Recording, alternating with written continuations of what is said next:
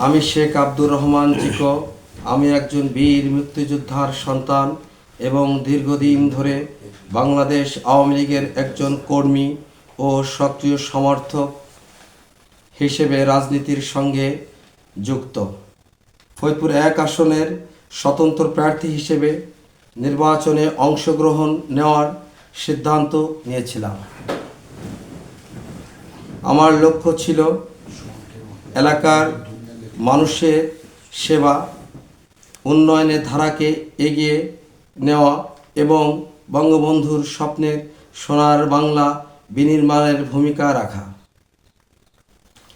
কিন্তু অত্যন্ত দুঃখের সঙ্গে বলতে হচ্ছে, এই নির্বাচনে এমন একটি বাস্তবতা তৈরি করা হয়েছে যার ফলে বাংলাদেশ আওয়ামী লীগকে কার্যত জোরপূর্বকভাবে নির্বাচন প্রক্রিয়া থেকে দূরে রাখা হয়েছে।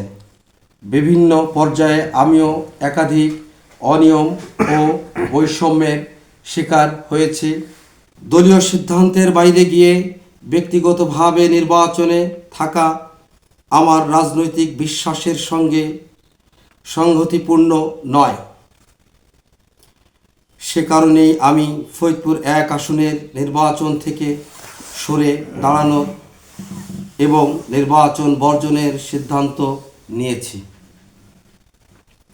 এই সিদ্ধান্ত কোনো ব্যক্তিগত অভিমান ও দুর্বলতা থেকে নয়, এটি দলীয় আনুগত্য, রাজনৈতিক স্বাধীনতা এবং জননেত্রী শেখ হাসিনার নির্দেশনার প্রতি শ্রদ্ধা থেকেই নেওয়া।